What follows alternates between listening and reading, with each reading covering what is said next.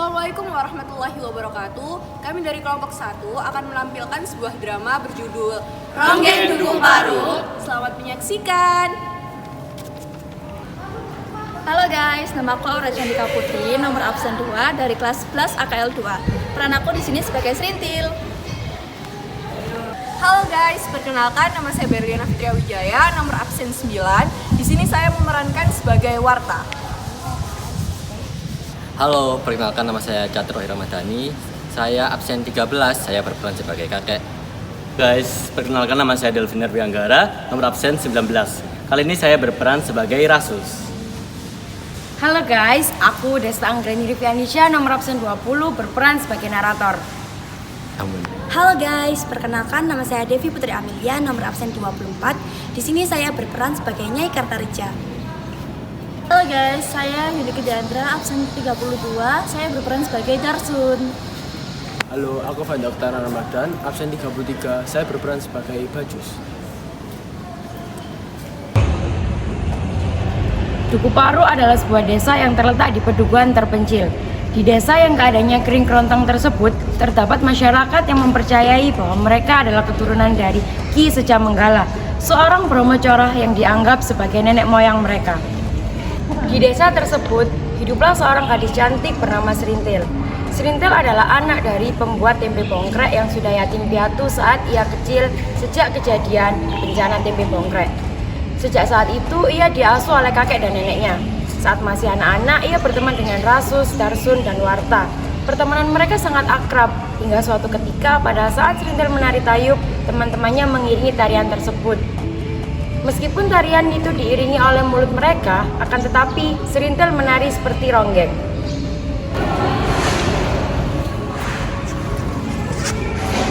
Hei Warta, lihatlah teman kita yang sangat cantik sekali itu. Dia sedang menari dengan sangat lihai. Wah, yang kamu katakan ada benarnya juga. Dengan kemampuan Serintil yang sangat pandai menari tersebut, ia bisa saja menjadi penari ronggeng. Tapi kalau menurutku itu agak susah ya untuk menjadi penari ronggeng. Soalnya kan sangat berat juga untuk dijalani. Kemampuan Serintil menari ronggeng akhirnya diketahui oleh kakeknya dan ia menyampaikan kepada Nyi Kertarja, seorang dukun ronggeng. Kehadiran Serintil yang saat itu berusia 11 tahun merupakan peristiwa yang ditunggu-tunggu oleh penduduk Dukuh Paru. Pasalnya, Serintil menghidupkan kembali tradisi yang telah lama hilang.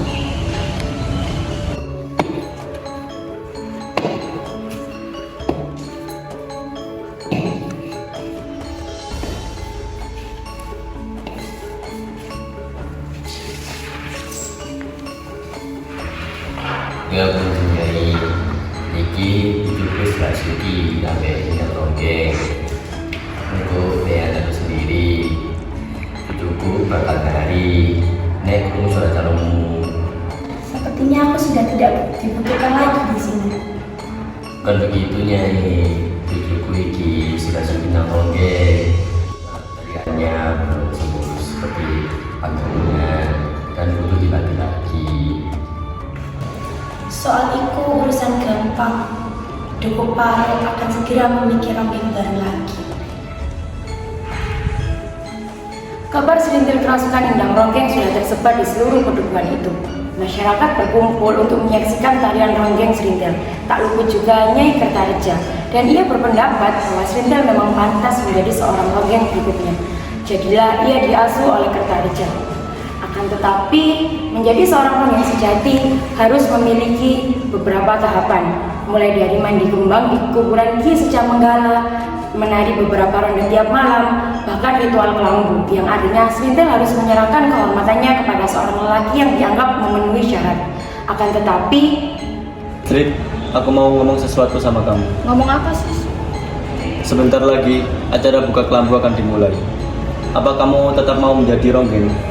Kamu kan paling tahu aku suka sama nari, Sus.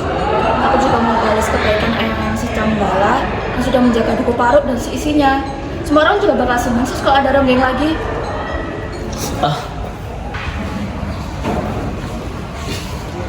Rasus kecewa. Ia tahu betul Serintil ingin menjadi seorang ronggeng. Akan tetapi, membayangkan tubuh Serintil menjadi milik semua orang, terutama para lelaki, ia sedikit kesal. Akhirnya, Rasus memutuskan untuk pergi meninggalkan Dukuh Paru dan melupakan Serintil. Akan tetapi, Takdir selalu mempertemukan mereka di perumahan warga, tempat mereka menyalurkan nafsu birahi untuk pertama kalinya. Rasus, kamu menghilang sejak kejadian kemarin di belakang rumah. Sejak kamu menjadi ronggeng Serintil, aku sudah tidak mau lagi datang ke sini.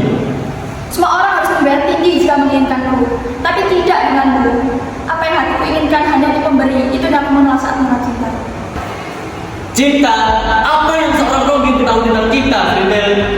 Kamu hanya bisa memenuhi bayaranmu saja. Rasus, tatap aku sebagai seorang perempuan. Semua perempuan ingin hidup dengan orang yang dicintainya, menikah dan berbahagia. Jika kamu mau kembali ke Duku Paruk dan bertani, aku bisa memberikannya tanah 1 hektar. Atau jika kamu mau berdagang, aku bisa memberikan modal secukupnya.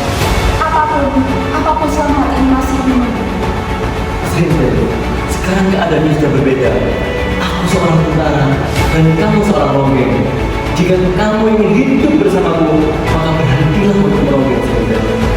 Apa maksudmu? Kamu tak tahu ini kehidupanku. Benar kan, Serintil? Kamu memang tidak mengerti tentang cinta. Jika kamu mengerti, kamu pasti akan rela meninggalkan keinginan terbesarmu itu untuk hidup bersamaku. Kamu hanya bisa memberi bayaran saja, Serintil. Aku juga tidak mengerti bagaimana kamu tidak rela melepaskan jabatan sebagai tentara demi aku. Mengenai bayaran, tentu kalau itu aku tidak memintanya.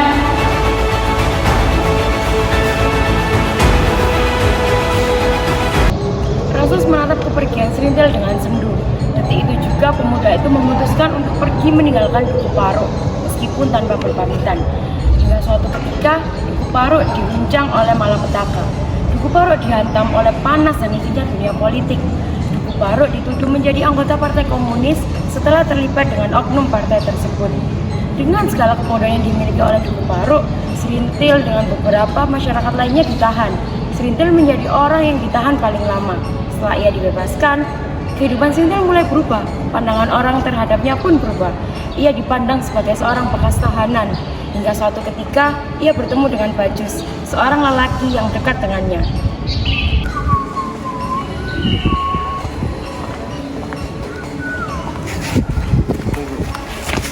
Apakah kamu yang bernama Serintil? Iya, bagaimana kamu tahu? Siapa yang tidak mengenal gadis yang cantik dan manis seperti ini? Terima kasih sudah memujiku. Lalu, bagaimana keadaanmu setelah lulus dari tahanan PKI? Jikalau kamu teman cerita, aku siap bertemu. Tentu tidak perlu khawatir.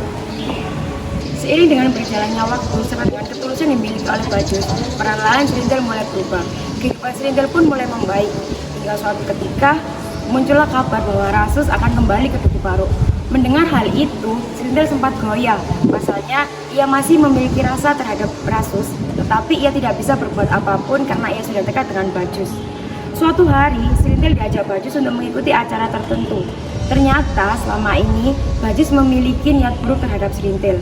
Ia ingin menyerahkan Serintil kepada bosnya sebagai hadiah agar bisnisnya lancar. Serintil sangat terpukul karena ia telah begitu percaya terhadap Bajus. Namun, Bajus justru merupakan lelaki yang jahat. Karena itu, Serintil mengalami gangguan jiwa dan menjadi gila. Melihat kondisi tersebut, Rasus merasa iba. Ia akhirnya membawa Serintil ke rumah sakit jiwa demi mendapatkan pengobatan. Kami dari kelompok 1 pamit undur diri. Mohon maaf apabila ada salah kata. Wassalamualaikum warahmatullahi wabarakatuh.